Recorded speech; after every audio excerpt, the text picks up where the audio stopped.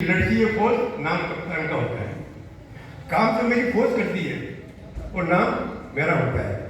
तो एक बहुत दिनों से मेरे मन में ये जिज्ञासा थी कि हम कुछ बदलाव लाए।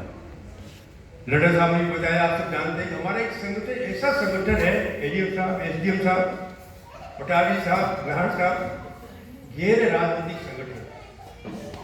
एक भी व्यक्ति किसी राजनीतिक दल से जुड़ा हुआ नहीं है, सबसे बड़ी विशेषता। और खोता का शायद में भी दिख नहीं बनता। दूसरी बात, हर क्षेत्र के प्रबुद्ध व्यक्ति हमारे मेंबर हैं, हमारे पदाधिकारी हैं, हमारे डॉक्टर हैं, इंजीनियर है, अधिवक्ता है, न्यायाधीश है, पूर्व प्रशासनिक अधिकारी भी है, समाज सेवा भी है, शिक्षक भी है। सभी वर्गों के व्यक्ति हमारे लोक अधिकार मंच में है। और जब लोक अधिकार मंच में बैठ के चर्चा करते हैं तो बड़ी प्रसन्नता होती है कि कहीं हम अच्छी जगह बैठे हैं। और एक बात मैंने लड्डा साहब से पहले कह दी थी, मैं अध्यक्ष तो मुझे बना रहे हो, लेकिन मेरी एक शर्त है, मैं किसी रैली में भाग नहीं लूंगा, धरने पे मैं नहीं बैठूंगा, कभी ज्ञापन देने में नहीं जाऊंगा।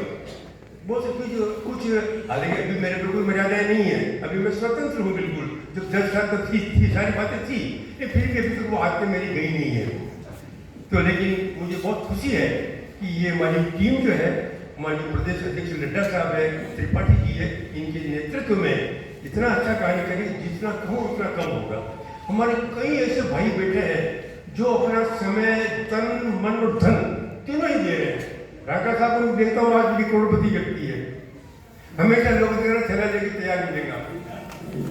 कितनी बड़ी बात है, ऐसे समर्पित व्यक्ति बहुत कम देखने को मिले। जब सम्मान की बात चली, किन व्यक्तियों का सम्मान किया जाए, तो मैंने कहा कि लिस्ट बहुत लंबी चौड़ी है, एक साथ शायद संभव नहीं हो पाएगा। तो कुछ व्यक्तियों का अभी करते हैं, कुछ व्यक्तियों का बाद में करते हैं। तो कुछ व्यक्तियों ने लोक अधिकार मंच से चुने, कुछ व्यक्ति इतर क्षेत्र के चुने हैं जो बाहर रह करके काम कर रहे हैं, और होना भी चाहिए, बहुत अच्छी बात है। इनकी ये कोई सम्मान के वो भूखे नहीं है, इनके पास सम्मान की कोई कमी नहीं है। ये स्वनाम धन्य है ये लोग जिनका हमने सम्मान किया है। तो मैं अधिक नहीं कहूँगा। राजकुमार जी तक हुए, डॉक्टर रविंद्र कुमार जी, विमल कुमार जी, जितने लोग बैठे थे उनको सम्मान के मुझे बहुत आत्मिक प्रसन्नता होती है। अभी एडीएम साहब भी कह रहे थे और सबने कहा भी कि हम खुद गौरवान्वित हो रहे हैं आपको सम्मानित करके। सम्मान गर्व का महसूस नहीं कर रहा, हम गर्व का महसूस कर रहे हैं। तो मैं आप सभी को बहुत बहुत बधाइयाँ देता हूँ। बहुत बहुत आपके सामने मैं आपकी प्रति बड़ी कृतज्ञता ज्ञापित करता हूँ। एडीएम साहब, एसडीएम साहब, क्योंकि आज तो संडे है, लेकिन आप एक ही दिन तो रेस्ट का मिलता है, बाकी रेस्ट मिलता नहीं है। आप भी समय निकाल के पधारे, परिवार से दूर होकर पधारे। मैं आपका तहे दिल से स्वागत करता हूँ, अभिनंदन करता हूँ। पटारी साहब मेरे मार्गदर्शक है, मेरे संरक्षक है, उम्र में भले मेरे से छोटे हुए, लेकिन समाज सेवा में मुझे अंगुली पकड़ के चलना इन्होंने सिखाया है, उनके प्रति मैं आभार व्यक्त करता हूँ। भाई नाहर साहब, इनके बारे में एक ही बात कहना चाहूँगा। जब मैं जज था तो रजिस्ट्रार साहब फिर हाईकोर्ट जैसे मेरी काफ़ी अच्छी पड़ती थी, अच्छा बनती थी मेरी। तो कई बार रजिस्ट्रार साहब बैठ के बात करते थे, तो मैं दो व्यक्तियों के नाम लेता कि जुडिशरी में दो व्यक्ति मेरे से भी ज़्यादा सज्जन है। तो कहते क्या आप दुर्जन हो क्या? मैं दुर्जन तो नहीं हूँ, लेकिन मेरे से ज़्यादा सज्जन कमल जी नाहर है, एक प्रकार की पुकारिया, उनका नाम मैं अक्सर लिया करता था। इतने सज्जन व्यक्ति है और धर्म के प्रति इतनी आपकी रुचि है। रात्रि को आप भोजन नहीं करते हैं, प्याज लहसुन नहीं खाते हैं। आप देखिए इस युग में एक न्यायिक अधिकारी, सेशन लेवल का व्यक्ति इस प्रकार की सौगंध रखे, बहुत बड़ी बात है। तो ऐसे व्यक्ति आज हमारे बीच आए हैं, मैं बहुत आभार व्यक्त करता हूँ। भाई दिनेश सीमा जी के बारे में कुछ कहने की आवश्यकता नहीं है, इनके बारे में जितना कहा जाए उतना कम होगा। इतना कुशल संयोजन करने वाला व्यक्ति मैंने जीवन में देखा है, तो ये बहुत अच्छी बात है।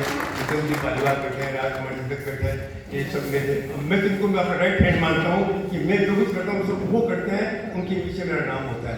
तो मैं बहुत कुछ कह ज़्यादा नहीं कहूँगा, सब बातें आप सुन चुके हैं। अब मेरी एक बात आपसे मैंने पहले कही थी मैंने कि मुझे पता नहीं मैं कितने वर्षों से अध्यक्ष हूँ। मुझे इस कार्यकाल में इतना स्नेह मिला, इतना प्रेम मिला, इतना वात्सल्य मिला, मैं कह नहीं सकता। कई बार इनसे झगड़ता भी हूँ, इनको खरी खोटी सुनाता भी हूँ, इसके बावजूद भी ये समर्पित है, ये मेरा सौभाग्य है। तो आज मैं इन सभी के प्रति हृदय से कृतज्ञता ज्ञापित करता हूँ, आपका एहसान उपकार मानता हूँ। आपने मुझे स्नेह दिया, प्रेम दिया, वात्सल्य दिया और इसी वजह से ये संगठन इतना खड़ा हो पाया, अदरवाइज खड़ा नहीं हो पाता। आप देखिए लोक अधिकार मंच में किसी प्रकार का कोई विभेद नहीं, कोई भेदभाव नहीं, कोई आपसी मनमुटाव नहीं, सभी एक है, हमारी एक विचारधारा है, एक विचारधारा को लेकर हम आगे बढ़ रहे हैं, आगे बढ़ते रहेंगे। सभी ने शुभकामनाएं की है। अब मेरी एक विनती है लास्ट में, आज अच्छा अवसर है, मैं बहुत दिनों से इसकी खोज में था, तलाश में था, क्योंकि अच्छा अवसर मुझे मिले। मैं आज अपने पद का विसर्जन करता हूँ, अध्यक्ष पद से त्याग पत्र देता हूँ। मैं लोक अधिकार मंच से जुड़ा रहूँगा, काम करूँगा, अध्यक्ष के रूप में नहीं करूँगा। ये मेरा आप सभी से सदन से मेरा निवेदन है कि मेरी इस भावना को आप समझें और मुझे मुक्ति देने का कष्ट करें। आज से मैं अध्यक्ष पद से त्याग पत्र दे रहा हूँ, विसर्जन कर रहा हूँ और आगे के लिए मेरी भावना है, सदन तय करेगा कौन अध्यक्ष बने। मैं सोमपत जी नड्डा का नाम प्रस्तावित करता हूँ कि हमारे आगे के राष्ट्रीय अध्यक्ष सोमपत जी नड्डा होंगे। अच्छे वर्कर है, युवा व्यक्ति है, काम करने की तमन्ना है, तो मैं इनको बहुत बहुत बधाई देता हूँ और इनसे उम्मीद करता हूँ कि आप इस लोक अधिकार मंच को शीर्ष तक पहुँचाए और जो अब तक हमने कार्य किया है, जो हमने उपलब्धियाँ प्राप्त की, हासिल की है, वो निरंतर आगे बढ़ते रहे। लोक अधिकार का मंच जो गुडविल बनी है, आज हमारा कार्यकर्ता किसी भी दफ्तर में जाएगा, शासन प्रशासन अधिकारी के सामने जाएगा, आप कहाँ से आए हो, लोक अधिकार मंच से आए, उसकी बात को सुना जाएगा। ये हमारी गुडविल है, ये हमारे एक ब्रांड बन गया हमारा लोक अधिकार मंच। तो मैं बहुत बहुत सभी को शुभकामनाएं देता हूँ, मंगल कामनाएं देता हूँ और भाई जी नड्डा साहब से कहूँगा फिर आगे बढ़ा रहे हैं, तो मैं आपको अपनी खुशी को उड़ा देता हूँ।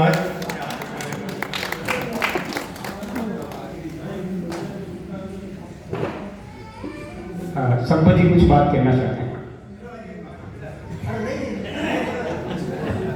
देखो,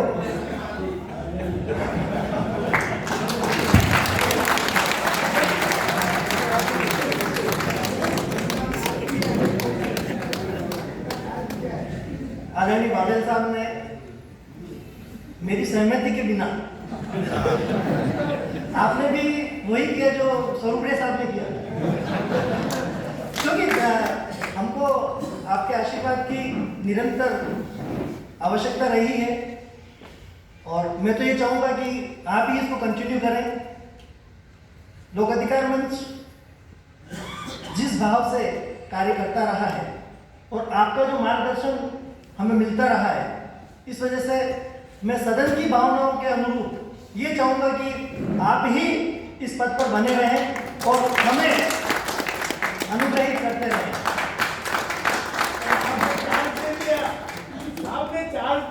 यही तो समस्या है,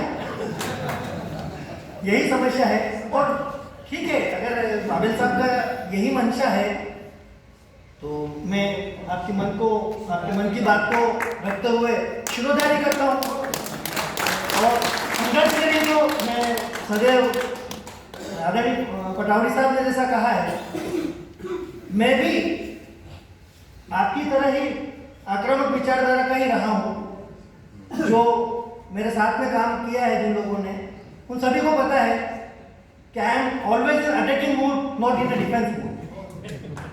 और जहाँ तक बाबेल साहब का सवाल है, बाबेल साहब के आशीर्वाद से ही, बाबेल साहब के मार्गदर्शन से ही लोक अधिकार मंच आज इस स्थिति में पहुँच पाया है। और आपने मुझे इतनी बड़ी जो जिम्मेदारी दी है, उसके लिए मैं कुछ वाक्य कहना चाहूँगा।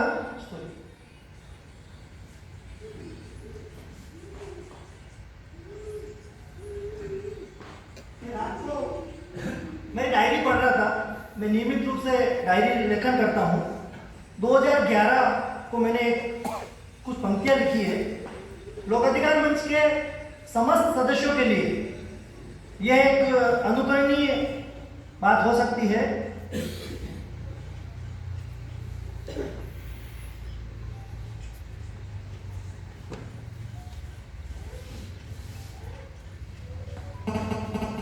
इक्कीस 3/2011 को सुबह 5:45 पर मैंने अपनी डायरी लिखी है, वो सबको मैं शेयर करना चाहूँगा। आपके जीवन में चारों ओर गंदगी, झूठ, सेक्स, फरेब, बेईमानी, कपट, गंदगी रूपी कीचड़ बिखरा पड़ा है। उसमें कमल वृक्ष बने रहकर ऊपर उठते हुए कमल की भांति खिलना है। बिना इस बात की परवाह किए कि गंदगी कीचड़ ठीक आपके नीचे विद्यमान है तथा गंदगी आपको छू नहीं पाए। अक्सर गंदगी आपको परेशान करेगी, पर जब भी ऐसी स्थिति आए प्रयास करें कि गंदगी रूपी कीचड़ से कमलवत रूपी जीवन के पुष्प में गंदगी छू नहीं पाए। वह हम जीवन के इस झंझावत को अनछुए केवल देखते हुए निकल जाए, अन्यथा ये गंदगियां आपके जीवन को भी गंदा करके जीवन रूपी कमल की सुंदरता निचोड़ देगी। वो आप पछताते हुए रह जाएंगे कि काश मैंने समय रहते इन गंदगी को पहचान कर पृथक हट गया होता। ये 2011 के लिखे हुए